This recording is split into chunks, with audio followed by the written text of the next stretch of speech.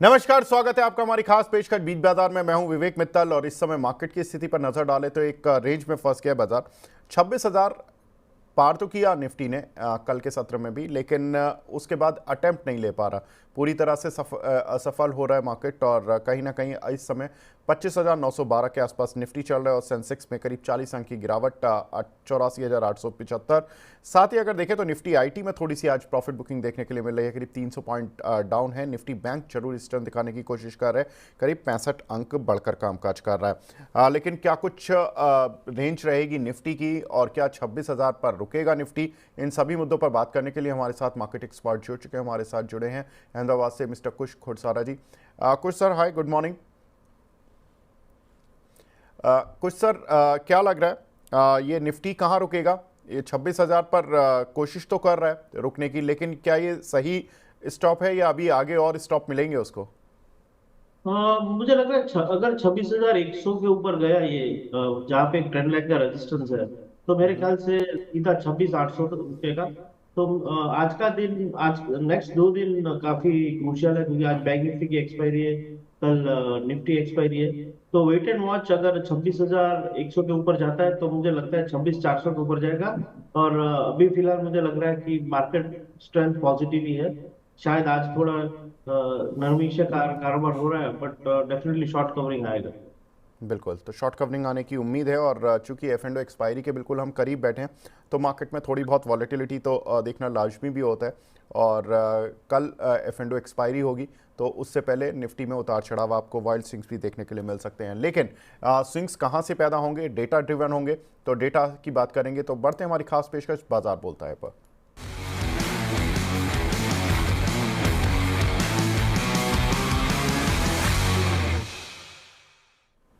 बाजार बोलता है, पहले एफआईएसडीआई का डेटा देख लेते हैं कि वो क्या बोलता है, उसके बाद बढ़ेंगे कि ग्लोबल इंडिसेस और बाकी टॉप गेनर्स और लूजर्स क्या हैं। तो एफआईएस के डेटा में कल तो एफआईएस थोड़ा सा प्रॉफिट बुक करते हुए नजर आए। डीआईस की तरफ से खरीदारी देखने के लिए मिल रही थी, 3868 करोड़ रुपए की बाइंग डीआईस की तरफ से, वहीं एफआईएस की तरफ से 2784 करोड़ रुपए की सेलिंग। तो कहीं ना कहीं ये कह सकते हैं कि एफआईएस का पार्टिसिपेशन कल के सत्र में थोड़ा सा कम दिखा या प्रॉफिट बुकिंग उनकी साइड से आती हुई दिखाई दी।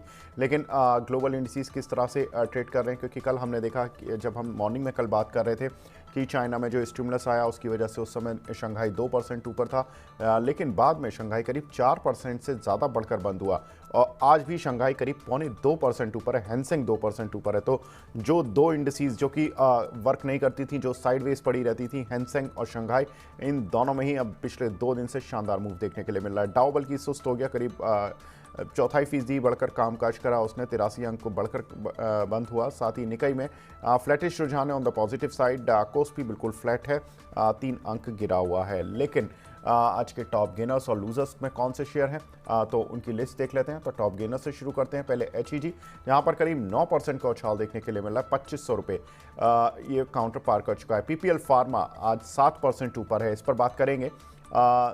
सिरमा यहाँ पर करीब 5.5% की तेजी है। डेल्टा कॉर्प करीब 5.5% ऊपर, इसमें भी खबर है। PPL फार्मा पर भी कुछ अपडेट्स हैं, उन पर बात करेंगे। 5 स्टार ये काउंटर है जहाँ पर कि करीब 5% का उछाल देखने के लिए मिल रहा है। वहीं एक बार टॉप लूजर्स पर नजर डाल लेते हैं कि कौन से आज के दिन में टॉप लूजर्स हैं। तो ईज माई ट्रिप, यहाँ पर प्रमोटर्स की ब्लॉक डील हुई है और हिस्सा ऑफलोड किया उन्होंने, तो 7.5% ऊपर, 38 रुपये पर उन्होंने ब्लॉक डील की है। पॉलिसी बाजार करीब 6.5% नीचे, ग्लोबल स्प्लिट 5.5% नीचे। IEX पर कल भी हमने एक खबर पर बात की थी, जो इनकी मोनोपोली थी, थोड़ा उसको डेंट लगा जिसका इम्पैक्ट काउंटर पर कल भी देखने के लिए मिला, आज भी है। डाबर यहाँ पर करीब 4.5% नीचे आता हुआ दिख रहा है। तो ये कुछ एक काउंटर्स जहाँ पर की स्ट्रेंथ नहीं है, इनफैक्ट वीकनेस ही बनी हुई है। कुछ सर, मैं पहले ईज माई ट्रिप से शुरू करूँगा। सर, आज इसमें गिरावट देखने के लिए मिल रही है। प्रमोटर्स ने अपना हिस्सा बेचा है, कुछ करीब 2% का हिस्सा बेचा उन्होंने और 38 रुपये के आसपास ब्लॉक डील किया आज उन्होंने। सर, कैसे देख रहे हैं? 2.6% स्टेक उन्होंने बेचा है। डेफिनेटली इसमें ट्रिप लॉन्ग टर्म के लिए अभी भी अच्छा है, मुझे लग रहा है। स्टेक बेचा है इसलिए थोड़ा नीचे ब्लॉक डील हुई है, but if you look at the financial, very strong since the day they have started their business in 2008। तो मेरे ख्याल से इसमें trip is a good long term bet, multi bagger है।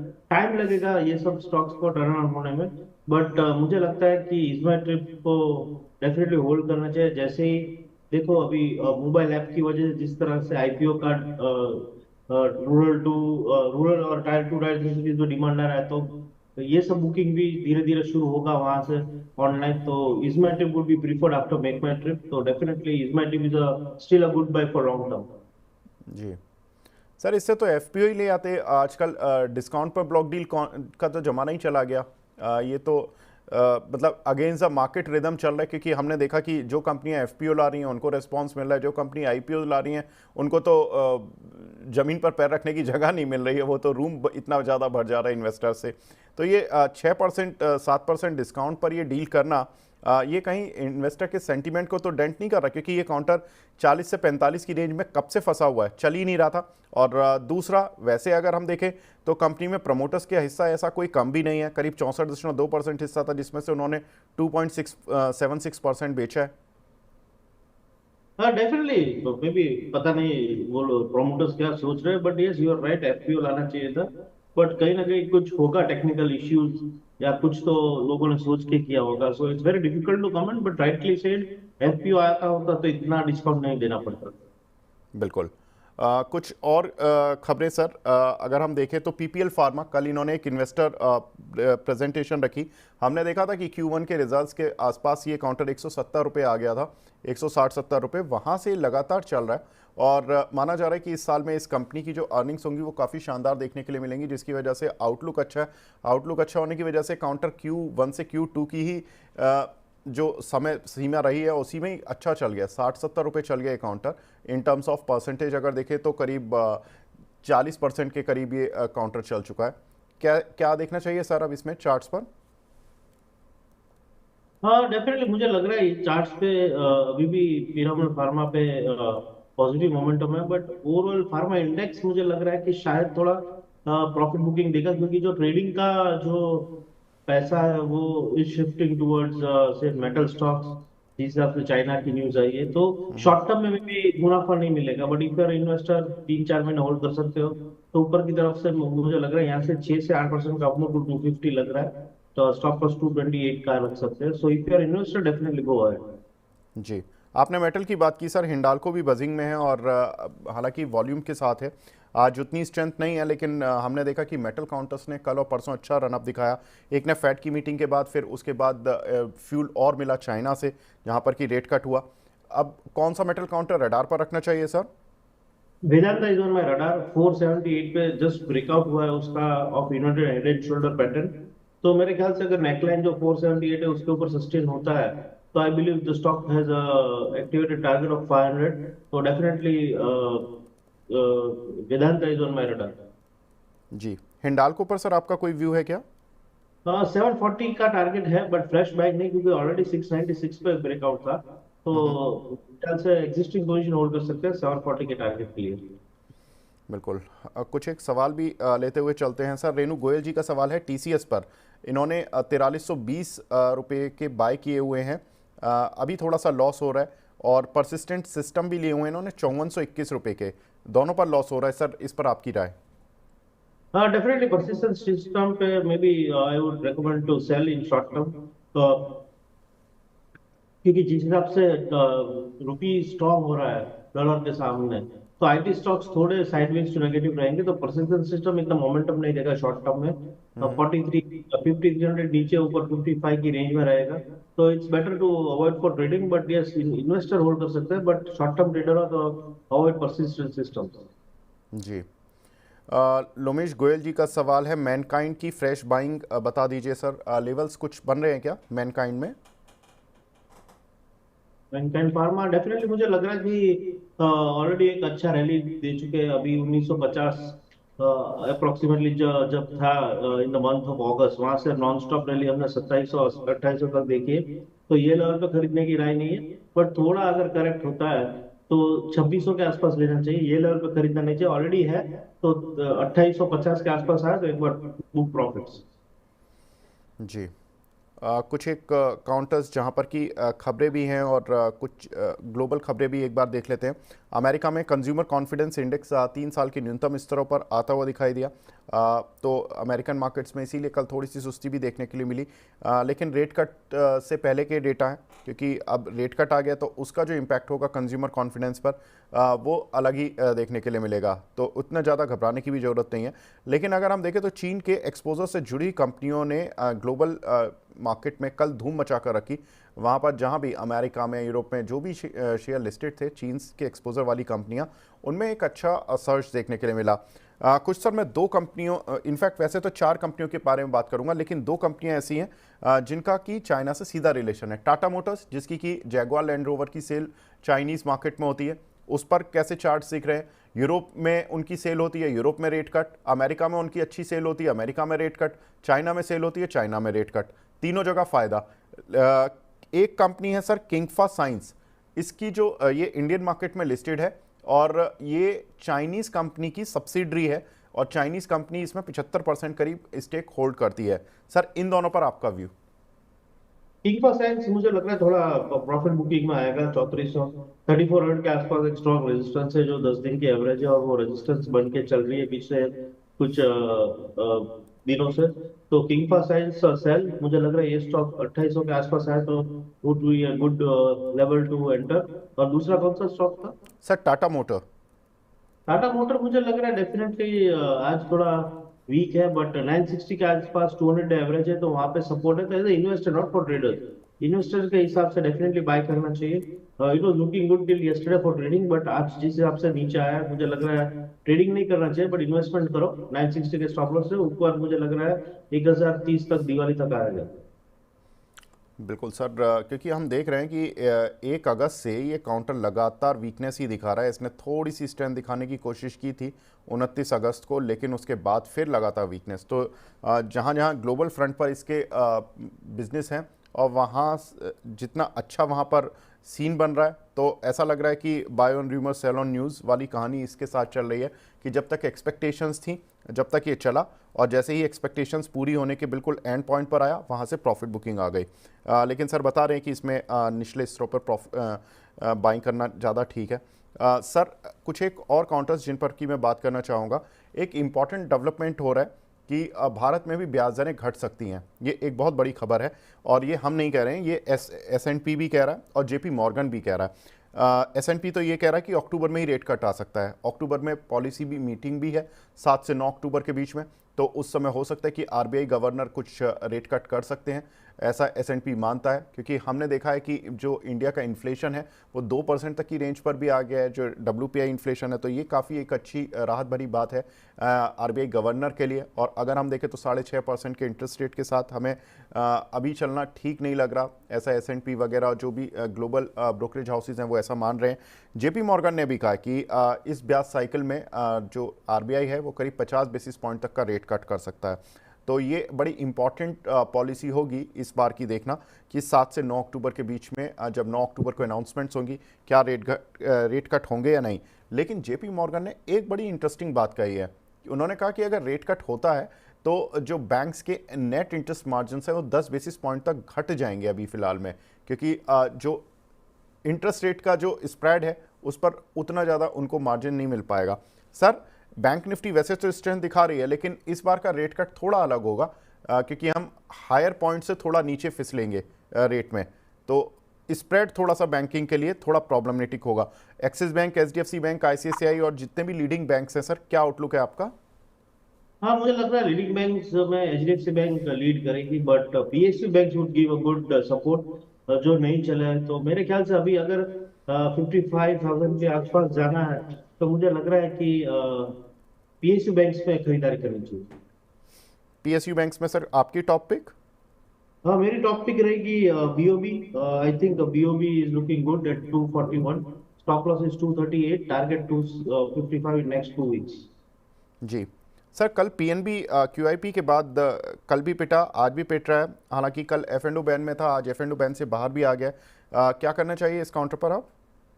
हाँ, PNB में मेरे ख्याल से सर कोई भी PSU स्टॉक पकड़ रहा है एक्सेप्ट SBI, सब 200 एवरेज के नीचे चल रहा है। बट तो PNB में एक बात अलग है कि ये नए लोज की तरफ जा रहा है, तो एक that is a weakness point. So Canara bank and BOB will my pick. PNB को एग्जिट कीजिए, मेरे ख्याल से जिस हिसाब से लास्ट 2 वीक के लोज आज ब्रेक किए हैं, this stock is moving to a 2 digit. जी सर, अगर रेट कट आता है तो रियल इस्टेट कंपनीज पर अमूमन हम कहते हैं कि अच्छी खरीदारी देखने के लिए मिलती है, लेकिन रियल इस्टेट तो ऑलरेडी बहुत ज़्यादा सर्ज हो चुका है, शेयर भी कई कई गुना हो चुके हैं। डीएलएफ, गोदरेज प्रॉपर्टीज़ या जितने भी दूसरे रियल इस्टेट काउंटर्स हैं, या ऑटो कंपनीज में लाइक टाटा मोटर्स पर हम डिस्कस कर चुके हैं, लेकिन मारुति जैसे काउंटर, हीरो मोटर जैसे काउंटर, इनमें कोई आपको लगता है कि ठीक है अभी भी इन वैल्यूएशन इन लेवल्स पर ठीक है, कुछ बाइंग है या कहीं पर प्रॉफिट बुकिंग करनी है? डेफिनेटली मुझे लग रहा है कि ऑटो सेक्टर में मोमेंटम आएगा, क्योंकि वहां पे हमने करेक्शन इसने देखा है, स्पेशली कमर्शियल व्हीकल्स में, क्योंकि हीरो बजाज में तो अच्छा ऑलरेडी मूव दे चुके हैं, बट कमर्शियल व्हीकल्स है एमएनएम, टाटा मोटर्स, यहाँ पे एक अच्छी, मारुति में भी कुछ हद तक रैली आएगी। सो फोर व्हीलर्स, कमर्शियल और पीवी जो है कंपनी, उस पर नजर रखे, रेट कट में वहां पे एक उछाल आ सकता है, क्योंकि दिवाली भी आ रही है, दशहरा भी आ रही है, तो लोग नई खरीदारी करेंगे। तो generally two wheelers are more based on good monsoon, but four wheelers are based on good festivals, तो डेफिनेटली मेरा फोकस फोर व्हीलर्स पर है। जी, एक हमारे दर्शक हैं विनोद डोलिया जी, ये बोल रहे हैं my best programme, I like it, thank you sir. मेरा सवाल इनका सवाल है सर, रोज सेल इंडिया ये फ्राइडे को 621 रुपये था, वहाँ से 170 हो गया और लगातार लोअर सर्किट लगाता हुआ चल रहा है। इनके पास 608 रुपये के 100 शेयर हैं, कोई अपडेट हो तो बताएं सर प्लीज़। सर मैंने आपको फ्राइडे भी ये क्वेश्चन लिया था और मैंने बताया था आपको कि इसमें एक कॉर्पोरेट रीस्ट्रक्चरिंग हुई है। इसका मतलब है कि एक कंपनी से दूसरी कंपनी अलग हो रही है और उसकी लिस्टिंग की भी बात हो रही है आई थिंक। मैं एक बार दोबारा अपडेट दे देता हूँ। इसमें scheme of agreement between Rossell India limited और and Rossell tech system limited and their respective shareholder, yes. इसमें सर 20 सितंबर को एक रिकॉर्ड डेट थी जिसमें कि रोजल टेक सिस्टम लिमिटेड के आपको शेयर मिलेंगे, तो अभी कुछ दिन इंतजार कीजिए, आपको शेयर मिल जाएंगे सर। लेकिन ऑन चार्ट्स अगर एडजस्टमेंट के हिसाब से देखें या किसी तरह से देखें, कुछ लग रहा है इस काउंटर पर ये डाउन सर्किट ही लगाएगा? नहीं, अभी चार्ट्स एडजस्ट नहीं हुए, आफ्टर लिस्टिंग एडजस्ट होंगे, क्योंकि अभी तो फिलहाल नहीं एडजस्ट हुआ है, तो it's very difficult to comment. बिल्कुल। एक काउंटर एक हमारे दर्शक हैं वो पूछ रहे हैं, मधु देदिया जी, नैल्को और सेल पर क्या टारगेट बता दीजिए सर। सेल और नाल्को पे मुझे लग रहा है कि definitely it's a good level to buy, but sell पे 400 एवरेज इज एट 138, और आज ऑलमोस्ट वहां पे ही हाई किया है, तो मेरे ख्याल से सेल पे I am waiting for level to breach out on the upside. 138 के ऊपर में बाय करूंगा, और नेशनल एल्यूमिनियम पे मुझे लग रहा है कि ये लेवल पे खरीदारी कर सकते हैं, हायर लेवल से थोड़ा प्रॉफिट बुकिंग हुआ आज के दिन में, तो take a risk of going long. Stop loss 191, target 198 is 202। Mohit Sharma ji का सवाल है सर, गोकुलदास एक्सपोर्ट पर इनकी बाय है 980 रुपये पर 100 शेयर हैं, क्या इस वक्त एग्जिट कर सकते हैं क्या? गोकुल, और डेफिनेटली गोकुलदास एक्सपोर्ट की अगर हम बात करें, तो मुझे लग रहा है ये लेवल पे एग्जिट कर सकते हैं अगर आपने शॉर्ट टर्म के लिए लिया, क्योंकि मुझे लग रहा है ये स्टॉक काफी दिनों से, इवन लॉन्ग टर्म के हिसाब से देखो, एक साइडवेज है, कोई मोमेंटम नहीं है, वॉल्यूम नहीं है, तो मेरे ख्याल से डेफिनेटली एक बार एग्जिट कीजिए और कोई मोमेंटम वाला स्टॉक में इन्वेस्ट कीजिए। बिल्कुल सर। एक और रिपोर्ट आई थी एसएनपी की कल, जिसमें कि बात हुई उनकी बैंकिंग और एनबीएफसी सेक्टर पर। उनका कहना है कि एनबीएफसी सेक्टर की ग्रोथ 20% से घटकर 18% रहेगी। ये एक मॉडरेशन हो सकता है, लेकिन 18% की ग्रोथ देखने के लिए मिल सकती है। उनका कहना है कि पर्सनल लोन और जो फाइनेंस कंपनियों के लोन जो और दिए जाते हैं, उन पर जो रिस्क वेटेज है वो आरबीआई ने बढ़ा दिया, जिसकी वजह से इन कंपनियों की जो रफ्तार है ग्रोथ की वो थोड़ी धीमी होती दिखाई दे रही है। एनबीएफसीज की लोन ग्रोथ के बैंकों के मुकाबले थोड़ी बेहतर रहेगी। बैंकों की लोन ग्रोथ उतनी नहीं होती है, 10-12% होती है, इनकी 18 से 20% देखने के लिए मिलेगी। लेकिन भारतीय हाउस होल्ड का जो मोर्गेज वाला जो पार्ट है, जो वो लोन लेते हैं या लीवरेजिंग है जिसको हम बोलते हैं, वो 2030 तक करीब 34% हो जाएगी, जो कि अभी मौजूदा समय पर 23% है, यानी कि भारतीय और ज़्यादा लोन लेकर अपनी लाइफ को जिएंगे। सर, एनबीएफसीज को लेकर जो एसएनपी की रिपोर्ट है, मॉडरेशन जरूर है लेकिन बैंक से ज़्यादा अच्छा बेहतर प्रदर्शन की वो बात कर रहे हैं। कोई एनबीएफसी आपके जहन में आती है सर? और चूंकि लोन बिजनेस भी बढ़ने वाला है, 2030 तक 23% है, अभी हाउस होल्ड लेते हैं 34% हो जाएगा। Bajaj finance, Aadhaar housing, PNB housing, Manappuram, Muthoot finance, कोई है कंपनी सर आपके जहन में? मुझे जियो फाइनेंशियल्स पसंद है। मुझे लग रहा है फ्यूचर बिजनेस पर मैं इन्वेस्ट करूंगा, तो जियो फाइनेंशियल्स 320 के स्टॉप लॉस से खरीदारी करें। मुझे लग रहा है ये स्टॉक 400 के ऊपर जाएगा। बाकी सब स्टॉक्स ऑलरेडी चल चुके हैं, तो वहां पे रिस्क रेशियो थोड़ा अनफेवरेबल है। So maybe I would risk on Jio financial. जी। बाकी सर बजाज फाइनेंस इतनी तेज चलने के बाद कुछ आपका व्यू? बजाज फाइनेंस और मन्नापुरम में भी अच्छी स्ट्रेंथ देखने के लिए मिली थी पीछे। नहीं, मुझे उस पर अभी ये लेवल पे कोई कमेंट नहीं है। जी, कोई प्रॉब्लम नहीं है सर।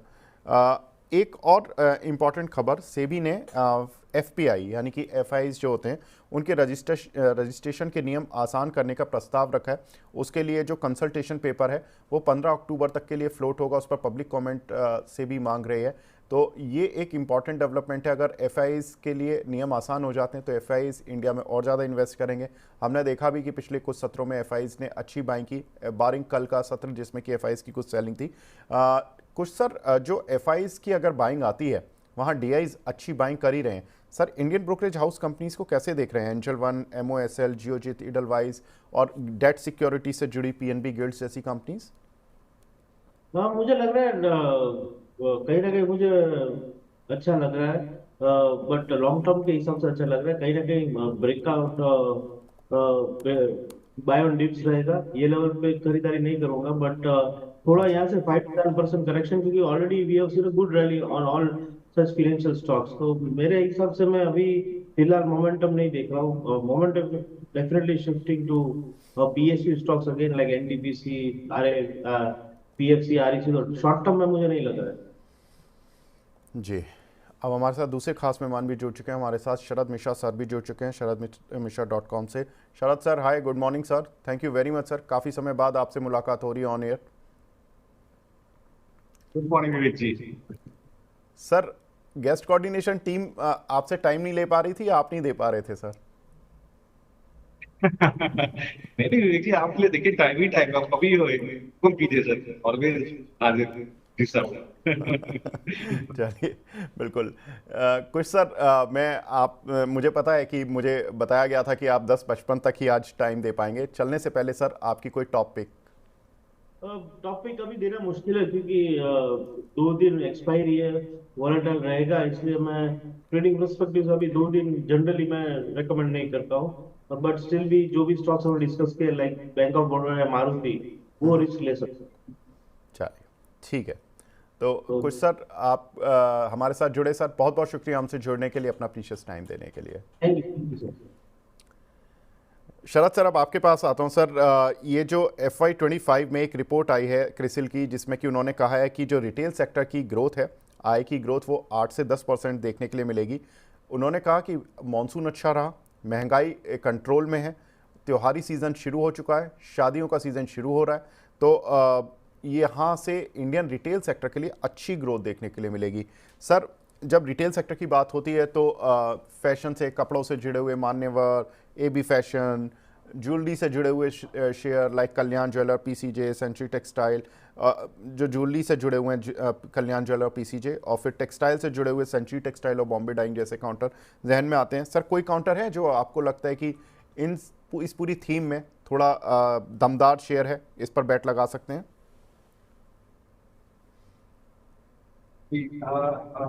थोड़ा सा विवेक जी, आवाज कम आ रही है। Actually I am not able to get it. Please PCR को बोलेगा थोड़ा सा आवाज तेज करेगा। आप प्लीज अपना क्वेश्चन एक बार थोड़ा लास्ट वाला स्टॉप रिपीट करेंगे, क्वेश्चन रिपीट करेंगे प्लीज।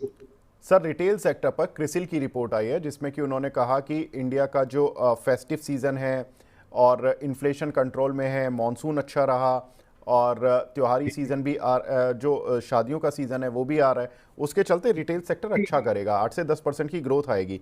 सर, रिटेल काउंटर्स में like century textile, Aditya Birla fashion, Bombay dyeing, साथ ही ज्वेलरी में कल्याण ज्वेलर, पीसीजे, कोई काउंटर है जो आपके रडार पर हो? बिल्कुल बिल्कुल, देखिए साहब, वी मार्ट रिटेल पे ध्यान रखिए विवेक जी। आप देखेंगे तो बेसिकली जो फर्स्ट क्वार्टर में भी जो कोर बिजनेस का बीटा था 13.5% का था। इसके दो जो ब्रांड्स हैं, जो फैशन ब्रांड्स हैं, अगर आप उसमें देखेंगे तो एक अनलिमिटेड करके ब्रांड है, उस ब्रांड का जो बीटा था पहले क्वार्टर में भी 18% के आसपास था। तो ओवरऑल आप देखेंगे तो एंटिटी लेवल पर EBITDA करीब 12.5% के आसपास था। तो यहाँ पर मैनेजमेंट का मानना है कि आने वाले समय में भी आप देखिएगा, चूंकि 50 से ज्यादा नए स्टोर्स फाइनेंशियल 25 में एडिशन होते हुए दिखाई देंगे, और सेल्स पर अगर आप देखेंगे पर स्क्वायर फुट में इंप्रूवमेंट देखने को मिला, बटर फुटफॉल देखने को मिला है, ऑपरेशन एफिशिएंसी कंपनी की बढ़ी है। टीयर 2, टीयर 3, टीयर 4 टाउन्स में आप देखेंगे तो सिग्निफिकेंट ग्रोथ रिकॉर्ड हुई है। और जो इनका सेकंड ब्रांड है लाइब्रो, वो बेसिकली नया ब्रांड है, तो अभी ब्रेक इवन पर नहीं है। 10 करोड़ का लॉस इन्होंने फर्स्ट क्वार्टर में दिया था, जो 60% वाई बेसिस पर डिक्रीज होता हुआ दिखा है। तो मैनेजमेंट का मानना है कि यहाँ पर भी लॉसेस में रिकवरी होते हुए सेकंड क्वार्टर में दिखेगी। तो बिल्कुल मुझे लगता है वी मार्ट के ऊपर बिल्कुल सा ध्यान रखना चाहिए। मुझे लगता है ये स्टॉक स्लोली ग्रेजुअली 4580 की तरफ जाता हुआ दिखाई देगा। बेस है 3900 के आसपास, तो वहीं पर आप अपना स्टॉप लॉस रखिए। मुझे लगता है स्लोली ग्रेजुअली 15% का मूव यहाँ पर धीरे धीरे बनता है। दो टारगेट आप लेके चल सकते हैं। 4200 का पहला टारगेट लेकर के चलिए, जो करंट भाव से आप देखेंगे तो करीब आप मानिए 8% के ऊपर है, और एक 4600 का टारगेट लेकर चलिए जो 15-15.5% का टारगेट है। तो वी मार्ट रिटेल पर आप जरूर ध्यान रख सकते हैं। जी, वी मार्ट रिटेल पर ध्यान रख सकते हैं। सर ज्वेलरी में कोई है? कल्याण ज्वेलर, टाइटन, पीसीजे, टीबीजेड, इनमें से कोई काउंटर? तो देखिए, अगर आप पीसी ज्वेलर को देखेंगे तो यहाँ पर मुझे लगता है अभी और काफी का ऊपर का लेग एक बात बचा है। तो एक स्टॉप लॉस 141 पे रखिए। थोड़ा चल गया है, डिस्क्लोजर है, क्लाइंट्स को एक छोटे ट्रेड के रूप में दिया गया था। अभी मुझे लगता है स्लोली ग्रेजुअली 154, 155 का भाव है, ये 168, 170 की तरफ आपको जाता हुआ दिखाई देगा। तो करंट भाव से भी आप मान लीजिए सर, तो करीब 12% का अपसाइड यहाँ पर बनता है। 140 के पास एक स्टॉप लॉस जरूर रखिएगा। बिल्कुल, आज इसमें स्टॉक स्प्लिट की भी खबर है, क्योंकि 30 सितंबर को इसकी बैठक होने वाली है इस स्टॉक स्प्लिट को लेकर। उस पर भी हम विस्तार से बात करेंगे। लेकिन सर, एक और इम्पॉर्टेंट खबर, MCX ने F&O पर ट्रांजैक्शन रेट में बदलाव किया है, जिसमें फ्यूचर्स पर 2.1 रुपये पर लाख और ऑप्शन पर 41 रुपये 80 पैसे पर लाख की फ़ीस लगाई है। पहले इनके कुछ स्टेप वाइज जो चार्जेस लगते थे, तो सेबी की एक गाइडलाइन आई जिसमें कि उसमें कहा गया कि आप इसको एक समांतर रेट कीजिए, तो उन्होंने इस तरह के रेट्स डिसाइड किए हैं। मुझे लगता है कि MCX को, हालांकि इसकी डीप में हमारा एनालिसिस नहीं हुआ है लेकिन अभी तक, लेकिन कहीं ना कहीं MCX को इसमें फ़ायदा ही हो रहा है, तभी आज शेयर पर पॉजिटिव रुझान देखने के लिए मिल रहा है। सर चार्ट क्या बोल रहा है इसका? जी, तो देखिए, अगर आप चार्टिकली देखिए तो मुझे लगता है थोड़ा सा ओवरबॉट है, न्यूज डिस्काउंटेड है। तो 57 से 85, 15785 जिस वीक का लो है वहीं पर स्टॉप लॉस रखिए। 6255 का आप एक टारगेट रखिए, और बिल्कुल मुझे लगता है कि बिल्कुल बने रहिए, नई पोजीशन आपको बनाने की जरूरत नहीं है। जी, साथ ही कुछ एक सवाल भी लेते हुए चलते हैं। एक दर्शक हैं हमारे, वो पूछ रहे हैं कि कोरोमंडल इंटरनेशनल पर, दीपक जुगाड़ जी का सवाल है, कोरोमंडल इंटरनेशनल पर सर इनके पास कुछ शेयर हैं 1714 रुपए के, क्या करना चाहिए इनको? तो देखिए, बिल्कुल आप देखिए, अगर आप विवेक जी थोड़ा सा ध्यान दीजिएगा, मुरुगप्पा ग्रुप की जितनी कंपनियां हैं, कोरोमंडल, चोलामंडलम, सीजी पावर, यहाँ पर देखिए बेहतरीन रिटर्न्स क्लाइंट्स को मिले हैं, इन्वेस्टर्स को मिले हैं, स्टॉक काफी चला है। और यहाँ पर लगातार मैं बुलिश रहा हूँ इन तीनों ही स्टॉक में। देखिए, सीजी पावर भी कुछ दिन पहले रिकमेंड किया था, वहां पर भी अच्छे मूव्स देखने को मिल रहे हैं। आप देखिए, कोरोमंडल को आप देखेंगे तो अच्छा बेस बना है, 1580 के आसपास एक बहुत डिसेंट बेस बना है। और मुझे लगता है कि कहीं ये जो 20 वीक एक्सपोनेंशियल मूविंग एवरेज का सपोर्ट है, इसी के आसपास आकर के कोई भी बेरिशनेस होगी वो सरेंडर होती हुई दिखाई दे सकती है, क्योंकि काफी स्टॉक चला है। तो उसके आसपास ही आप अपना स्टॉप लॉस रखिए। 1580 के नीचे खिसके वीकली बेस पर तभी आप पोजीशन काटिए। मुझे लगता है स्लोली ग्रेजुअली दोबारा 1800 की तरफ, और हो सकता है ऊपर की तरफ करीब 1960 की तरफ जाता हुआ दिखाई देगा। एक क्वार्टर का व्यू जरूर रखिएगा। जी, शरद सर, एक काउंटर है ग्रेफाइट और दूसरा काउंटर है HEG। इन दोनों में आज अच्छा मूव देखने के लिए मिल रहा है। मैं लगातार 2-3 दिन से बात भी कर रहा था कि अगर मेटल का मूव होगा तो ग्रेफाइट कंपनीज पर भी मूव हो सकता है कि पॉजिटिव साइड पर देखने के लिए मिले, क्योंकि ये उसकी रॉ मटेरियल ही सप्लाई करती हैं, ग्रेफाइट इलेक्ट्रोड सप्लाई करती हैं। और हमने जितना भी टाटा स्टील, सेल, JSW इन सभी में मूव देखा, उतना ही तेज आज मूव इन दोनों कंपनीज में देखने के लिए मिल रहा है। सर, आपका व्यू इन दोनों काउंटर्स पर? जी बिल्कुल, देखिए ग्रेफाइट और एचईजी दोनों चुन चुन के में विपुल जी को दिए थे। 696 का टारगेट दिया था ग्रेफाइट में 18% और 2715 का टारगेट दिया था एचईजी में। देखिए हो क्या रहा है, ओलिगोपोलिस्टिक मार्केट है। अगर आप ग्लोबली भी देखें 5-6 प्लेयर्स हैं जहां पर ग्रेफाइट इलेक्ट्रोड इंडस्ट्री कंसोलिडेट हो जाती है। 75% high and UHP electrode capacity वहीं से आ रही है। Majorly US, Europe and Japan में प्लेस्ड हैं ये लोग। आप रेजोनैक ग्रेफाइट ने देखिए, जो लीडिंग प्लेयर है उसने 20% का प्राइस हाइक लिया था जब सितंबर 9 के बाद। तो एचईजी देखिए लीडिंग मैन्युफैक्चरर एक्सपोर्टर है ग्रेफाइट इलेक्ट्रोड्स का। सबसे बड़ा largest single site integrated graphite electrode plant है दुनिया का। आप देखिए यहाँ पर अगर आप देखेंगे तो 20,000 टन की कैपेसिटी और एक्सपैंड करना चाहता है ग्रेफाइट इलेक्ट्रोड्स के अंदर। करीब 1800 करोड़ का एक्सपेंशन है।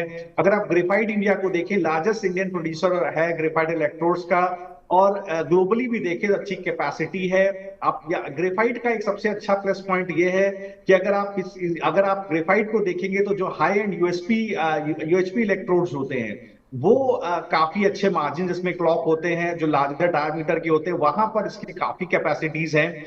तो ये मुझे लगता है दोनों ही कंपनीज के अंदर आने वाले समय में अच्छा ट्रैक्शन देखने को मिलेगा, क्योंकि graphite electrode basically electric furnace में यूज होता है, जो स्टील मिल्स वगैरह में यूज होता है, स्टील इंडस्ट्री का कंज्यूमेबल आइटम है। और डिकार्बोनाइजेशन का जो प्रोसेस चल रहा है उसके अंदर यहाँ पर काफी एक डिमांड है स्टील मेकर्स की तरफ से। तो देखिए बिल्कुल मुझे लगता है, बिल्कुल मैं पॉजिटिव हूं, बिल्कुल बने रहना चाहिए। टारगेट के आसपास ही दोनों स्टॉक आ गए हैं, ग्रेफाइट और एचईजी। मुझे लगता है अभी फर्दर बुलिशनेस इसमें बनी रहेगी। बिल्कुल, तो यहाँ पर दोनों में ही फर्दर बुलिशनेस देखने के लिए मिल सकती है, लेकिन बुलिशनेस एक और काउंटर पर है। उस काउंटर का आज एक्सरे ही कर लेते हैं। तो बढ़ते हैं हमारे खास सेगमेंट स्टॉक एक्सरे पर।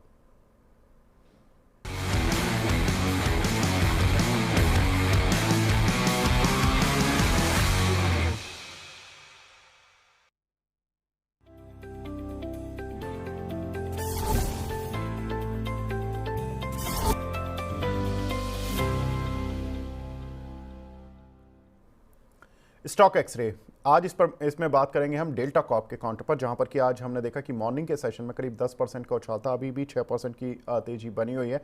खबर कुछ ऐसी है कि कंपनी अपनी एक सब्सिडरी है उसको अलग कर लिस्ट कराने के प्लान कर रही है, और सब्सिडरी हॉस्पिटैलिटी और रियल एस्टेट से जुड़ी हुई है। अब सब्सिडरी का नाम होगा डेल्टा पेनलैंड, जिसके नाम से कंपनी लिस्ट होगी।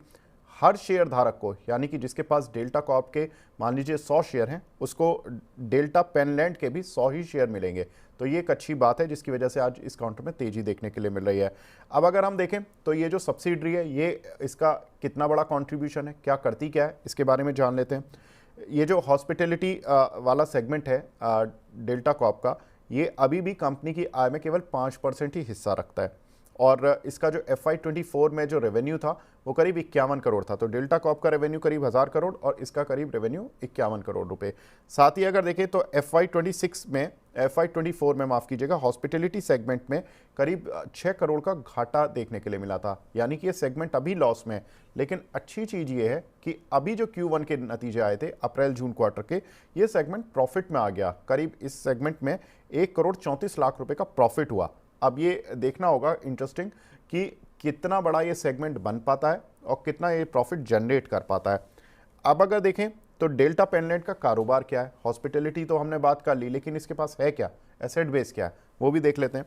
तो डेल्टिन सूट्स के नाम से गोवा में इनके पास 106 रूम वाला एक होटल है, जो कि अभी चल रहा है।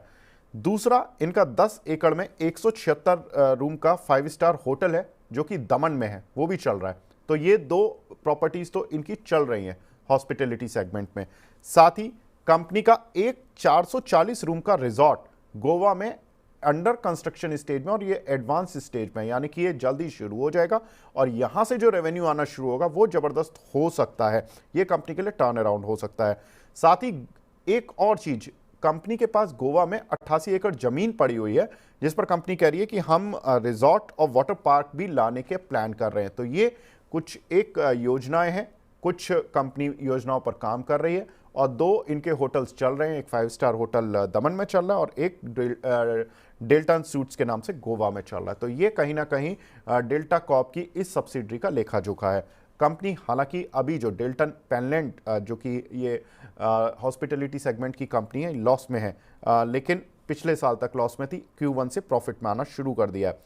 अब ओवरऑल डेल्टा कॉर्प के शेयर का प्रदर्शन देखें तो जीएसटी के कुछ पेंडिंग केस थे, जो हैदराबाद से इनको जीएसटी का नोटिस आया था करीब 11-12 हज़ार करोड़ रुपए का, फिर इनको बंगाल से भी नोटिस आया था 5-6 हज़ार करोड़ रुपए का। तो वो जो सारा नोटिस का एक जो इम्पैक्ट था, उसने सेंटीमेंट इस काउंटर का ख़राब कर दिया। दूसरा कि गेमिंग पर जो 28% जीएसटी का जो मामला था, जो सरकार ने किया कि इसमें जीएसटी ज़्यादा है या इस तरह की कुछ प्रॉब्लम्स थी, तो उसकी वजह से काउंटर काफ़ी तेज़ी से टूटा और जीएसटी के चंगुल में फंस चुका है काउंटर, जिसकी वजह से चला नहीं। पूरी मार्केट रैली कर गया, लेकिन शेयर का ऑल टाइम हाई तो खैर 401 रुपये 60 पैसे था।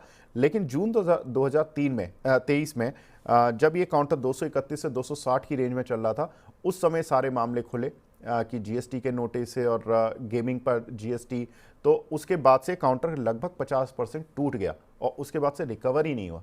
तो ये एक इस काउंटर की बड़ी प्रॉब्लम रही है। लेकिन इसकी वैल्यूएशन ठीक है। FY24 में कंपनी की EPS 9 रुपये 12 पैसे रही, PE मल्टीपल करीब 14 का रहा, शेयर की बुक वैल्यू भी 94 रुपये है। तो कुल मिलाकर कह सकते हैं कि कंपनी में एक बड़ा डेवलपमेंट है। अब ये डेवलपमेंट इस काउंटर के लिए एक टर्न अराउंड का काम करेगा या नहीं करेगा, वो शरद सर बताएंगे। शरद सर बताएं।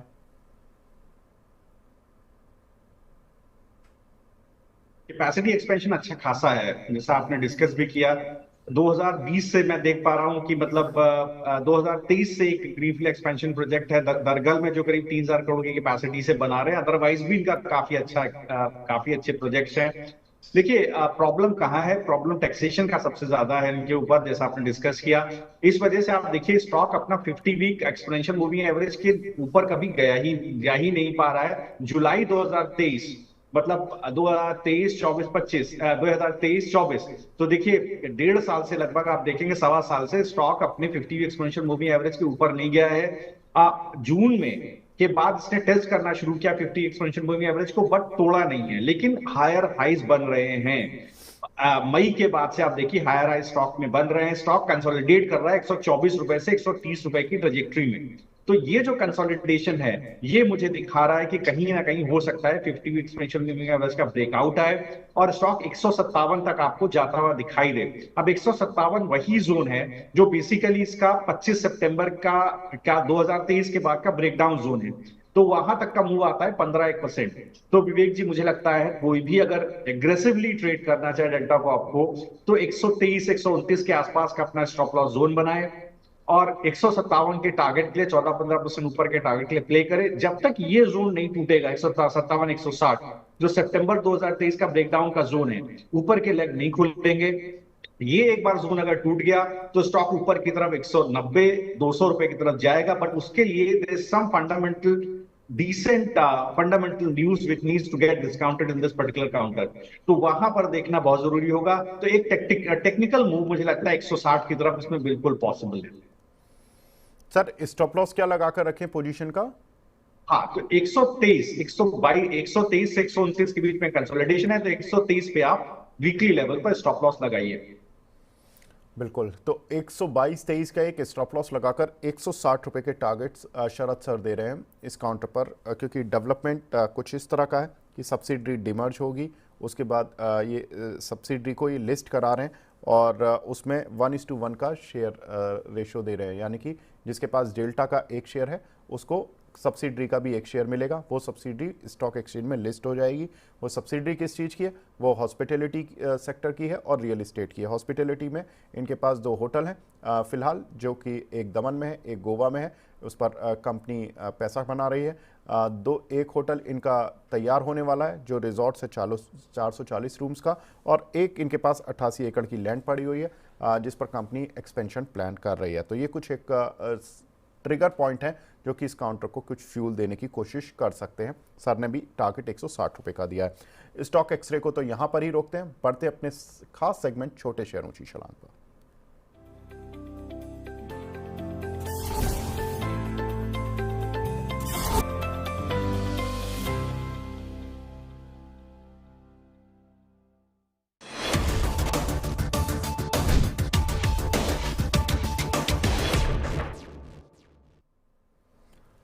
छोटे शेयर ऊंची छलांग, इसमें हम उन सभी शेयरों पर बात करेंगे जहां पर कि कुछ ना कुछ मूव्स देखने के लिए मिल रहे हैं। यहां पर एक दर्शक हैं हमारी रितु शर्मा जी, जस्ट डायल के सर इन्होंने 100 शेयर लिए हुए हैं 1284 रुपये के।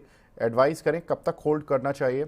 जनरली सर ये रिजल्ट्स के आसपास बहुत अच्छा चलता है, रिजल्ट सीजन शुरू होने वाला है, क्या करना चाहिए इस काउंटर पर? जी, तो देखिए, अगर आप जस्ट डायल को देखें तो बिल्कुल एक अच्छा मूव इसके अंदर आया था करीब जुलाई के लास्ट वीक के सेकेंड लास्ट वीक के आसपास। अब ये स्टॉक कंसोलिडेट हो रहा है अपने 20 वीक एक्सपोनेंशियल मूविंग एवरेज के आसपास, तो एक बेस स्टॉक के अंदर बनता हुआ दिखाई दे रहा है करीब 1140 के आसपास। ये वही जोन है जिसका ब्रेकआउट बना था, इस जोन पर ही ब्रेकआउट आया था, तो 1140 उसको नहीं तोड़ना चाहिए। अगर 1140 के नीचे खिसकेगा तो किसी के बाद भी पोजीशन है, एग्जिट करिएगा। लॉन्ग नहीं कीजिए, अभी कोई बाय मत कीजिए, बाय करिएगा 1200 के ऊपर। 1160 का भाव है, अगर आप पोजिशनल ट्रेडर हैं, इन्वेस्टर हैं, शॉर्ट टर्म इन्वेस्टर हैं, तो 1200 के ऊपर बाय कीजिएगा। 1200 के ऊपर इसके अंदर बुलिशनेस आएगी, उसके ऊपर चलना शुरू करता है तो ये अपना प्रीवियस हाई तोड़ेगा जो इसका करीब 1380 के पास है, आपको 1460 तक के भाव देखने को मिलेंगे। बिल्कुल, तो यहाँ पर सर ने बता दिया कि 1200 के ऊपर ही इस काउंटर में तेज़ी देखने के लिए मिलेगी। जनरली इसके जो रिजल्ट्स होते हैं वो अक्टूबर 10 से 15 के बीच में आनी चाहिए, टेंटेटिव डेट हम बता रहे हैं। तो ये एक जनरली जो रिजल्ट्स आते हैं, शुरुआत में इस कंपनी के भी रिजल्ट्स आ ही जाते हैं पहले 10 दिन में, तो नज़र बनाकर रखनी होगी। साथ ही विमल जैन जी का सवाल है वरुण बेवरेजेस पर। सर इनके 640 की बाइंग है, लॉन्ग टर्म का व्यू है, इस पर आपका व्यू चाहिए सर। स्टॉक का नाम दोबारा रिपीट कीजिएगा सर। वरुण बेवरेजेस जी, वरुण बेवरेजेस। तो देखिए, बिल्कुल आप ये समझिए इस वक्त फेस्टिव सीजन चल रहा है सर, तो बिल्कुल भी जो काउंटर्स बेसिकली एफएमसीजी में हैं उनको कोशिश कीजिएगा कि अभी एग्जिट, अगर आपके पास है, नई पोजीशन की बात मैं नहीं कर रहा, अगर आपके पास है तो एग्जिट मत कीजिएगा। देखिए, वरुण बेवरेजेस अगर आप देखेंगे तो बिल्कुल बेस बना हुआ है 620 के आसपास। 620 इसका पिछले वीक का लो है, तो यहां पर ही बेस पर जब तक उसको ना कन्विंसिंगली तोड़े अपनी पोजीशन मत काटिएगा। बड़ा मूव के अंदर आएगा जैसे ये 670 के ऊपर चलना शुरू करेगा। 670 से लेकर के और 680 के बीच में एक सप्लाई जोन बना हुआ है, जिस वीक में भी 670 के ऊपर सस्टेन कर जाए आप बुलिश होइएगा। ये आपको धीरे से 730 750 की जोन में भी जाता हुआ दिखाई दे सकता है। जी सर, भनवर चौहान जी का सवाल है, ये पूछ रहे हैं कि आज बैंक निफ्टी में क्या होगा? जी, तो देखिए, अगर बैंक निफ्टी में आप देखिए तो पहले तो मैं आपको बता दूं, जिस दिन 40,000 करोड़ की बाइंग आई थी उस दिन भी एफआईआई 46% लॉन्ग पुट लेके गए थे। आप उसका मतलब समझिए, out of the money long put खरीद के गए, उतना पैसा देके गए कि ठीक है साहब ले जाइए, मुझे जब बेचना होगा तब मैं बेचूंगा। अब 54,000 आप देखें तो 54 186 247 के आसपास 53,800 53,500 के कॉल राइटर का बेस था। तो और नीचे की तरफ आप देखेंगे तो पुट राइटर का बेस है 53,740, तो 53,740 53,910, तो ये नहीं टूटना चाहिए आज। और ऊपर की तरफ शॉर्ट्स बन गए हैं, आप ये समझिए कल भी करीब 30,000 कॉन्ट्रैक्ट शॉर्ट साइड पे, नेट देखें तो 21,000 कॉन्ट्रैक्ट शॉर्ट साइड पे ऐड हुए एफआईए के द्वारा। आपको 700 750 करोड़ की निफ्टी बैंक निफ्टी दोनों में आपको इंडेक्स फ्यूचर्स में सेलिंग दिखाई दी है, लॉन्ग अनवाइंडिंग दिखी है। तो देखिए, ये कहने का मतलब मेरा ये नहीं कि बड़ा गिरावट आने वाली है, एक्सपायरी रिलेटेड मूव है। बिल्कुल आप ड्यूरिंग द डे देखेंगे, जिन्होंने शॉर्ट कल कर लिया 54 186 247 पर, वो अपना पोजीशन ना काटे जब तक 247 के ऊपर ना सेटल हो जाए, बिल्कुल डटे रहे सर शॉर्ट्स में। नीचे की तरफ सपोर्ट कहां है? नीचे सपोर्ट है 53 357 357 505, ये जोन क्या है? ये 54,000 का पुट राइटर का जोन है, जो पकड़ के बैठा है कि साहब इसी के नीचे में आउट ऑफ मनी होऊंगा, नहीं तो मैं पैसा खा के जाऊंगा, ये एक्सपायरी आज है। तो आप ये मान करके चलें कि बिल्कुल एक ड्यूरिंग द डे हो सकता है दोबारा एक गिरावट देखने को मिले। अगर 53,741 कहीं भी टूट जाए आज ड्यूरिंग द डे, तो शॉर्ट लेकर के जाएं। 53,741 न टूटे तो बिल्कुल तब आप इन दैट केस बुलिश रह सकते हैं। जी, एक हमारे साथ दर्शक भी जुड़ी हैं, ख्याति मैम जुड़ी हैं। ख्याति जी मैम गुड मॉर्निंग, पूछे अपना सवाल। ज्ञाति मैम है, सॉरी, ज्ञाति मैम गुड मॉर्निंग, पूछिए अपना सवाल प्लीज। एक्चुअली पहले तो नमस्कार सर। नमस्ते मैम। एंड मैंने सर इकोज मोबिलिटी के शेयर लिए हैं 562 पे। जी, तो ये सर मुझे क्या होल्ड करना चाहिए या फिर अभी इसमें ग्रोथ देखने को मिल सकता है? जी मैम, कितना समय दे सकती हैं इस काउंटर को? सर 2 महीने लगभग 2 महीने। ओके, इकोस मोबिलिटी, शरद सर इनके पास हैं 70 शेयर हैं 562 रुपए के प्राइस के, 2 महीने का व्यू है, क्या करना चाहिए? जी, तो देखिए चूंकि शॉर्ट टर्म व्यू है तो आपको क्या करना चाहिए, अगर आप देखेंगे तो एक बेस स्टॉक के अंदर बना हुआ है 475 के आसपास, ये नहीं टूटना चाहिए, क्योंकि निफ्टी के ऐसे जंक्चर पर है जहां पर कल एक्सपायरी है। तो अगर जैसा मैंने अभी शेयर किया डेटा, हो सकता है कोई ब्रेकडाउन है, क्योंकि कॉल राइटर्स का बेस ऊपर बना है, तो स्टॉक हो सकता है खिसक जाए नीचे 413 की तरफ। तो आप 475 पे स्ट्रिक्ट स्टॉप लॉस रखिए। स्टॉक में बुलिशनेस जैसे ही ये ऊपर, पिछले 3 सप्ताह का अगर आप बेस देखेंगे तो 525 के आसपास एक सप्लाई जोन बना हुआ है, 525 के ऊपर निकल जाए तो आप बिल्कुल होल्ड कीजिएगा। ये आपको प्रीवियस हाई 596 600 का भाव दोबारा आपको देखने को मिल जाएगा। तो समिंग इट अप, एक स्टॉप लॉस डालिए 475 पर, 525 के ऊपर चलने पर 590 के टारगेट के लिए होल्ड कीजिए। जी, एक हमारे दर्शक हैं सर, रोज सवाल पूछते हैं वो स्टर्लिंग एंड विल्सन पर, लेकिन मैं इनका सवाल नहीं ले पा रहा था। इनके 220 रुपए की आई थिंक बाइंग है सर, क्या करना चाहिए इनको? क्या स्टॉक का नाम है विवेक ji? Sir Stirling and Wilson 518 पर लिए, माफ कीजिएगा जी। तो देखिए बिल्कुल, अगर आप स्टर्लिंग एंड विल्सन को देखेंगे तो एक ब्रेकडाउन आया पिछले 2 सप्ताह में स्टॉक के अंदर, और एक यहाँ पर डिस्क्लोजर देना चाहता हूँ, क्लाइंट्स को रिकमेंडेड है, थोड़ा नीचे के भाव पर है, तो मुझे लगता है धीरे धीरे 770 की तरफ इसको जाना चाहिए था। तो इसने अपना हाई बनाया 755, और वहां से एक यहाँ पर एक सप्लाई देखने को मिल रही है। अब देखिए जो इसका सपोर्ट है वो करीब 660 रुपए के आसपास है, वो नहीं टूटना चाहिए। अगर 660 को फ्राइडे को टूटता हुआ दिखाई दे, पोजीशन काट लीजिएगा। मैं भी एडवाइस करूंगा क्लाइंट्स को काटने की। मुझे लगता है देखिए कंपनी के पास ऑर्डर बुक जबरदस्त है, ये आपको सेकेंड क्वार्टर में दिख जाएगा, और कंपनी ये भी कह रही है कि आने वाले 3 से 4 साल में, लंबी अवधि में आप देखें, जो लंबी अवधि में रखना चाहते हैं, तो ये कह रहे हैं कि अपना मैं टॉप लाइन डबल कर दूंगा सर, मैनेजमेंट कह रहा है। तो देखिए बिल्कुल, और ऑलमोस्ट डेट फ्री हो जाएगी कंपनी अभी कुछ समय में ही, 1.5 साल में ही। तो देखिए 670 के पास स्टॉप लॉस रखिए, 660 के पास स्टॉप लॉस रखिए। फ्राइडे में नहीं टूटना चाहिए। बुलिशनेस तभी आएगी जब 710 के ऊपर दोबारा चलना शुरू करेगा। जैसे ही 710 के ऊपर सस्टेन करेगा 770 के टारगेट के लिए, और ऊपर की तरफ आप देखिएगा 850 तक भी स्टॉक जाता हुआ दिखाई देगा। तो बिल्कुल अगर आप थोड़ा समय दे सकते हैं 3-1 महीने का, अक्टूबर का रिजल्ट आने तक तो कम से कम, तो अक्टूबर तक का तो 31 अक्टूबर या नवंबर तक का समय दीजिए, मुझे लगता है स्टॉक दोबारा ऊपर की तरफ चलेगा। बिल्कुल, वैसे भी इनकी 518 की बाइंग है। कोमर अब आज जी का सवाल था ये, SWL के नाम से इन्होंने अपना सवाल पोस्ट किया हुआ है, 518 रुपये पर इन्होंने लिया हुआ है। तो सर 660 रुपये का एक स्टॉप लॉस सर बता ही रहे हैं, तो अगर 660 का स्टॉप लॉस टूटता भी है तब भी आपको करीब 140 रुपये प्रॉफिट आपको मिलेगा। तो ये स्टॉप लॉस आप लगा कर रखें अपनी पोजीशन में। बाकी सर ने अपसाइड के लिए आपको बता ही दिया है कि किस साइड पर ये जा सकता है। सौरभ शुक्ला जी का सवाल है PNB हाउसिंग पर, सर इन्होंने 1085 रुपये के कुछ शेयर लिए हुए हैं, शॉर्ट टर्म का नजरिया है, क्या करना चाहिए इनको? विपुल जी स्टॉक का नाम दोबारा बोल दीजिएगा सर। PNB housing. हाँ, PNB हाउसिंग जी।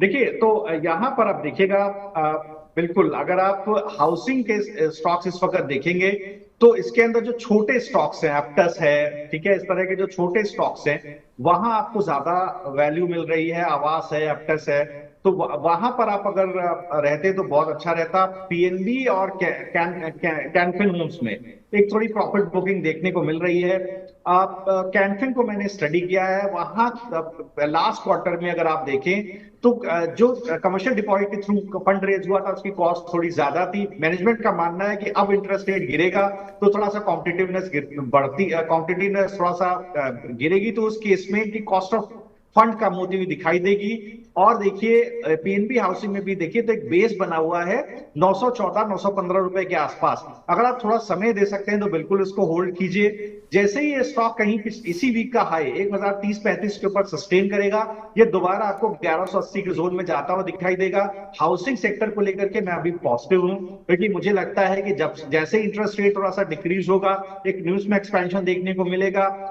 फेस्टिव सीजन है तो यहाँ पर आप देखिए जब इंटरेस्ट रेट गिरेंगे तो रियलिटी सेक्टर्स में भी एक अच्छा अट्रैक्शन देखने को मिल रहा है, और हाउसिंग सेक्टर को भी बिल्कुल उसका फायदा मिलते हुए दिखाई देगा। बिल्कुल। एक हमारे दर्शक हैं अविनाश चौधरी जी, इरिडा पर सवाल पूछ रहे हैं। 280 रुपए के 2000 शेयर हैं सर, रोज टूट रहा है, क्या करें, परेशानी है सर?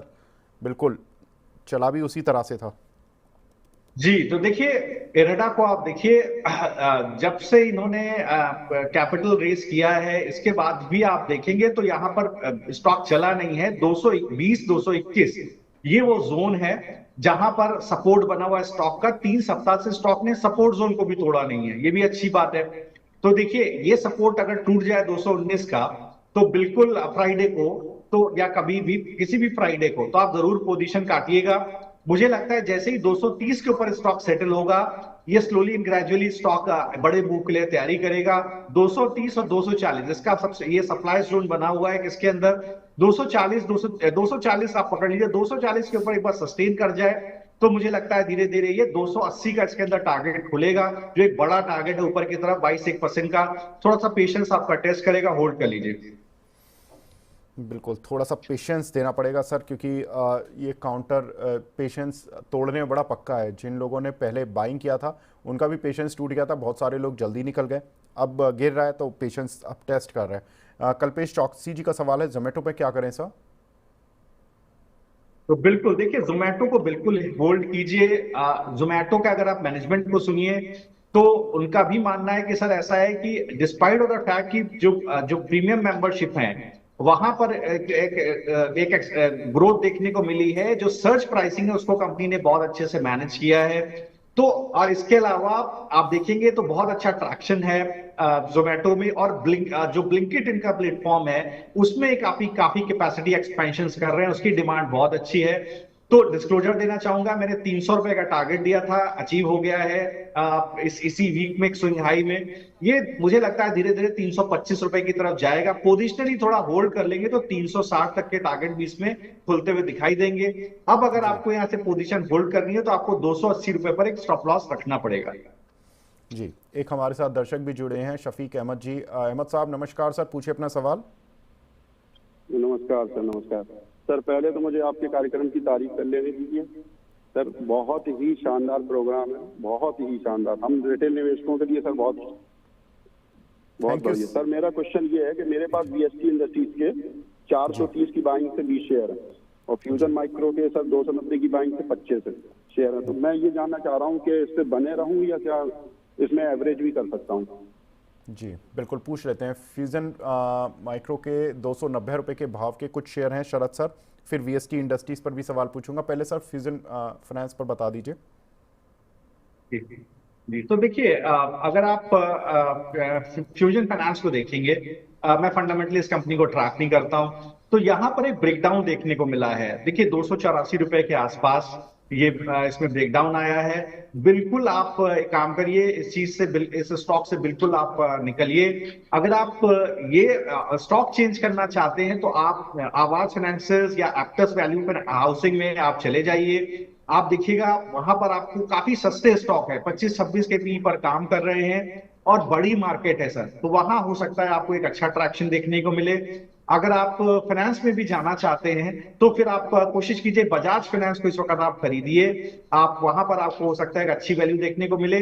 284 का ब्रेकडाउन हुआ है सर इस प्राइस में। जब तक 284 के ऊपर सस्टेन नहीं करता स्टॉक में बुलिशनेस नहीं रहेगी। नीचे का अब क्या है, एक ऐसी टेरिटरी में है जहां पर कितना भी नीचे गिर सकता है, अपने लिस्टिंग प्राइस के भी नीचे आ गया है। छोड़ दीजिए सर, बिल्कुल भी परेशान मत होइए। आप अच्छे स्टॉक में जाएंगे तो देखिए आपको जरूर वैल्यू अच्छी मिलेगी। कई सारे स्टॉक देखिए डिस्कस हुए अभी भी। और अगर आप वीएसटी इंडस्ट्रीज को देखेंगे तो देखिए यहां पर भी एक ब्रेकडाउन देखने को मिला है। ये स्टॉक हो सकता है धीरे धीरे 355 रुपए की जोन में आपको आता हुआ दिखाई दे। तो आप देखिएगा कि यहां पर हो सकता है कि एक जो 360 रुपए के आसपास की गिरावट है वहां तक आप अगर इसको होल्ड कर सकते हैं होल्ड कीजिएगा। 360 के नीचे फिसलने लगे तब आप इस पोजीशन को काटिएगा। ट्रेंड अभी नेगेटिव नहीं है, ट्रेंड 360 के नीचे जाकर के ही नेगेटिव होता है। जी, दोनों ही क्वेश्चंस पर आपको आंसर मिल गए हैं। सर बहुत सारे क्वेश्चंस हैं। शरद सर मैं रैपिड फायर राउंड की तरफ जाना चाहता हूं। करीब 2-3 मिनट में हम कुछ जितने ज़्यादा सवाल ले सकें। वंदना जी का सवाल है कोचीन शिपयार्ड पर, सर आपका व्यू। बिल्कुल होल्ड कीजिए, कोचीन शिपयार्ड को बिल्कुल होल्ड कीजिए। शिपिंग इंडस्ट्री के लिए अच्छा है, राइट। और मुझे लगता है 1640 का भाव से होल्ड कीजिए। जैसे ही 2120 के ऊपर चलना शुरू करेगा, ब्लास्ट करेगा ऊपर की तरफ, बड़े प्राइस टारगेट्स आएंगे। जी, एक दुगेंद्र सिंह जी का सवाल है हुडको को चलवा दो सर। अब चलवाने का तो हमारे पास कोई वो तरीका नहीं है सर, लेकिन व्यू जरूर दिलवा सकते हैं। शरद सर बताएं हुडको पर क्या करें। 228 का स्टॉप लॉस रखें। जैसे ही 250 के ऊपर सस्टेन हो जाएगा, चल जाएगा, तो 228 का स्टॉप लॉस लगा के 250 के ऊपर जाने के बाद ही इसके अंदर बड़ा मूव आएगा। जी, तनु गुप्ता जी का सवाल है अवंती फीड्स लिए हुए सर 675 पर ऐड कर सकते हैं क्या इन लेवल्स पर। ऐड मत कीजिए, अभी छोड़ दीजिए। आप एक बेस देखिएगा 635 के पास आपको स्टॉक अगर सेटल होता हुआ दिखाई दे तब आप ऐड कीजिएगा, या छोड़ दीजिए, ऐड मत कीजिए। ऐड आप कीजिएगा जब 675 के ऊपर निकले। थोड़ा कंजर्वेटिव रहिए इस बाजार में। तो 600 अगर 635 के नीचे जाए बेस लीजिएगा, 675 के ऊपर जाए तो ऐड कीजिएगा। जी, अदीब अहमद जी का सवाल है सर लेमन ट्री होटल्स में क्या करें, इनके पास 133 रुपए के कुछ शेयर पड़े हुए हैं। तो देखिए बिल्कुल एक मुझे लगता है कि गिरावट आ सकती है, हो सकता है धीरे धीरे 116 रुपए के आसपास स्टॉक चला जाए। 115 का ब्रेकडाउन नहीं होना चाहिए, 115 का स्टॉप लॉस लगा करके बने रहिए। बड़ा मूव तब आएगा जब 135 के ऊपर चलना शुरू करेगा। जी, एक हमारे दर्शक है रश्मि बिष्ट जी, वो पूछ रही हैं कि आईएक्स परचेज किए हुए इन्होंने 240 पर, सर क्या करना है। बिल्कुल निकल जाइए आईएक्स से, मोनोपोली खत्म होने का खतरा है, बिल्कुल निकल जाइए। बेस है 190 से 197, उस बेस में अगर सेटल नहीं होता है स्टॉक, मतलब 190 का स्टॉप लॉस रखिए आप वीक ऑन वीक बेसिस पर, फ्राइडे टू फ्राइडे देखिए। अगर 190 को तोड़ दे पोजीशन काट दीजिएगा। अगर उसके आसपास सेटल होकर के दोबारा 200 के ऊपर चले होल्ड रखिएगा। जी, सोनाली जी का सवाल है वेदांता पर, सर इनके पास 200 शेयर हैं 463 के भाव के, क्या करना है, आज तो प्रॉफिट मिल रहा है इनको। बिल्कुल होल्ड कीजिए, बड़ा मूव आने की तैयारी हो रही है, 578 तक जाएगा, 20% का मूव है। एक स्टॉप लॉस डाल लीजिएगा 450 के आसपास। एसके सज्जू जी का सवाल है शरद सर मेरे पसंदीदा हैं हिकाल लिमिटेड का, इन्होंने कुछ शेयर लिए हुए हैं सर 500 शेयर 389 रुपए के रेट के, 3 महीने का व्यू है, क्या करना चाहिए। जी, तो हिकाल लिमिटेड अगर आपने लिया है, बिल्कुल एक अच्छा सीडीएमओ है। खराब परफॉर्मेंस रहा है, इस क्वार्टर के रिजल्ट्स डिस्काउंट होंगे। बड़े मूव आने के बाद स्टॉक सर सुस्ताता है, 350 के पास स्टॉप लॉस रखिए। मुझे लगता है 450 और पोजिशनली ऊपर की तरफ वो थोड़ा होल्ड करेंगे 6 महीने के हिसाब से, तो 580 तक के भाव खुल सकते हैं। जी, एक क्वेश्चन है सर मिष्ठान फूड, लास्ट क्वेश्चन में ले रहा हूँ। मिष्ठान फूड लॉन्ग टर्म के लिए लेना चाहती हैं, ये एक हमारी दर्शक है संगीता कुमारी जी, लॉन्ग टर्म पर व्यू चाहती हैं सर।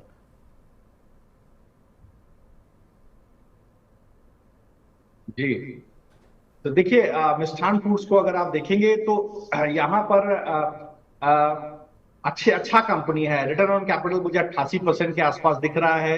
पी काफी कम है। अगर आप कंपनी को देखेंगे तो मैन्युफैक्चरिंग और प्रोसेसिंग ऑफ राइस और व्हीट के मैन्युफैक्चरिंग और प्रोसेसिंग में काम करती है कंपनी। इसका जो मेजर बिजनेस आता है वो सॉल्ट, व्हीट, पल्सेस और बासमती राइस वगैरह के से आता है। अगर आप कंपनी को देखेंगे तो यहाँ पर ऑलमोस्ट डेट फ्री है कंपनी, और ऑपरेटिंग प्रॉफिट करीब 20% के आसपास है। ऑपरेटिंग प्रॉफिट में सिक्वेंशियली आप देखेंगे तो एक बार जो है थोड़ा सा डिग्रोथ देखने को मिली है, लेकिन मुझे लगता है आने वाले समय में भी कंपनी ठीक ठाक परफॉर्म करती हुई दिखाई देगी। अगर आप इसके पीएस के मुकाबले में भी देखेंगे, एलटी फूड्स, बीकाजी, हैट्सन एग्रो वगैरह से, तो सस्ता है थोड़ा कंपनी। मुझे लगता है यहाँ पर आप बिल्कुल अगर लंबी अवधि के हिसाब से बने हैं तो बने रह सकते हैं, लेकिन चार्ट पर अगर आप देखेंगे तो एक ब्रेकडाउन देखने को मिला है, तो चार्ट को भी सम्मान देना चाहिए। एक 13 रुपए के बाद स्टॉप लॉस रखिए। अगर आप इस ये टूट जाए तो बिल्कुल पोजीशन काट दीजिएगा। दोबारा अगर आप लंबी खरीदना चाहें तो 17 रुपए के ऊपर जब कभी जाए तो आप खरीद लीजिएगा। Money saved is money earned only. जी, इस कंपनी के बारे में बता दूं, जो चावल से जुड़ी कंपनी है और दुबई में इन्होंने एक लास्ट ईयर अप्रैल में सब्सिडरी खोली थी। उस सब्सिडरी चूंकि इंडिया में चावल एक्सपोर्ट बैन हो गया था, तो उसकी वजह से इन्होंने दुबई से ही ये कारोबार शुरू किया। दुबई की सब्सिडरी से ये वियतनाम, हांगकांग, बैंकॉक जैसे देशों से, थाईलैंड से चावल खरीदते थे और दुनिया भर में सप्लाई करते थे। वहाँ से इनको बड़ा अच्छा प्रॉफिट हुआ, इनके टर्न अराउंड हुआ, काउंटर भी चला, 7 रुपये से करीब 23-24 रुपये तक गया ये काउंटर। और उसके बाद अब चूंकि हायर बेस हो गया तो रिजल्ट्स उतने अब ग्रोथ नहीं दिखा पा रहे, क्योंकि अप्रैल में जब इन्होंने सब्सिडी खोली थी तो अप्रैल से जून का ही क्वार्टर बड़ा एक्सेप्शनल था। उसके बाद से इनका जो अब Q1 का जो रिजल्ट्स है उस बेस के मुकाबले उतनी ग्रोथ नहीं दिखा पा रहा, लेकिन कंपनी के कैश फ्लोज काफ़ी स्ट्रांग है। लेकिन अभी 16-17 रुपये के आसपास इसमें प्रमोटर ने कुछ अपने शेयर्स बेचे, जिसका कि इम्पैक्ट है कि ये काउंटर थोड़ा सा सुस्त हो गया, चलना बंद हो गया। तो ये एक मिष्ठान फूड पर अपडेट्स हैं। शरद सर, लेकिन आपकी तरफ से अपडेट्स लेना चाहते हैं दर्शक, क्योंकि बहुत सारे लोग पैसा लगाना चाहते हैं, कहाँ लगाएं? जी, तो देखिए, एक शेयर डिस्कस हो गया, वेदांता। तो वेदांता पे बिल्कुल ध्यान रखिएगा। चाइना में एक स्टिमुलस प्लान है, आप देखिएगा, क्योंकि रियल एस्टेट उनका काफी क्रिपल्ड है और मीडियम टर्म के रेट्स में कहीं ना कहीं आपको गिरावट देखने को मिल सकती है। आप वेदांता खरीद करके रखिए। 478 का 450 का स्टॉप लॉस रखिए। 530 और 578 10% और 20% के टारगेट ये चलता है तो बहुत कस के स्टॉक ये चलता है। अगर आप दूसरा स्टॉक देखेंगे तो मुझे लगता है कि आप एक बार एनटीपीसी पर भी आप एक बार ध्यान रखिए। मुझे लगता है यहाँ पर भी आपको एक अच्छा ट्रैक्शन देखने को मिल सकता है। तो अगर आप एनटीपीसी को देखेंगे तो सबसे बड़ा इलेक्ट्रिक पावर ट्रांसमिशन कंपनी है। 85% इंटरस्टेट ट्रांसमिशन इन्हीं के थ्रू, नेटवर्क्स के थ्रू होता है। 45% पावर जनरेशन का ट्रांसमिशन कंपनी करती है। सेंट्रल गवर्नमेंट का जो ट्रांसमिशन कैपिटल एक्सपेंडिचर है करीब $110 बिलियन के आसपास का है। तो बेसिकली अगर आप देखेंगे तो इंडिया भी non fossil fuel capacity addition 500 gigawatt 2030 तक करना चाह रहा है। तो देखिए, बड़ा मार्केट है एनटीपीसी के लिए। अगर आप Q1 का इनका पढ़ेंगे एनालिसिस तो आप देखेंगे कि L1 बिडर के तौर पे जो इंटर स्टेट ट्रांसमिशन सिस्टम है, जिसमें जो tariff based competitive bidding process होता है, करीब इनके पास 4142 करोड़ के आसपास का में ये विनर आए हैं। और 10 में से 6 प्रोजेक्ट इनके पास 6 प्रोजेक्ट इन्होंने जीते हैं, जिसमें करीब 7000 करोड़ के आसपास का टोटल टैरिफ है। करीब 5000 करोड़ तो कंपनी को इसके अंदर मिलता हुआ दिखाई देगा।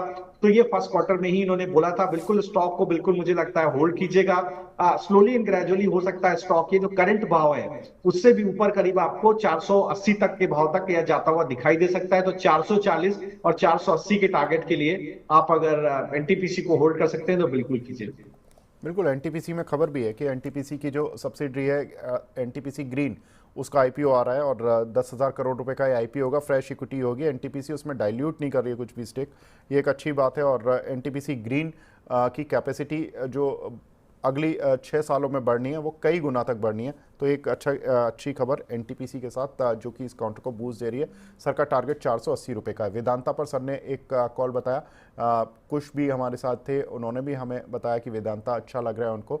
और यहाँ पर 479 रुपये का लेवल चल रहा है। 530-580 के टारगेट के लिए शरद सर की राय है कि इस काउंटर को खरीद लें 453 रुपये के स्टॉप लॉस के साथ। शरद सर, आप हमारे साथ जुड़े सर, बहुत बहुत शुक्रिया हमसे जुड़ने के लिए, अपना कीमती समय देने के लिए। Thank you ji, thank you.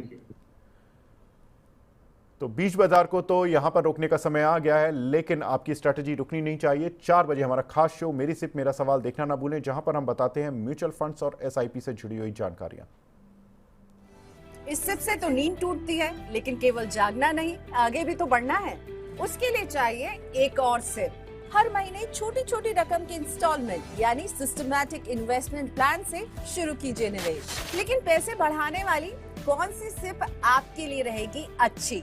Mutual fund SIP से जुड़े हर सवाल का जवाब मेरी सिप मेरा सवाल। सोमवार से शुक्रवार 4 बजे मिलेंगे हम सिर्फ मनी 9 पर।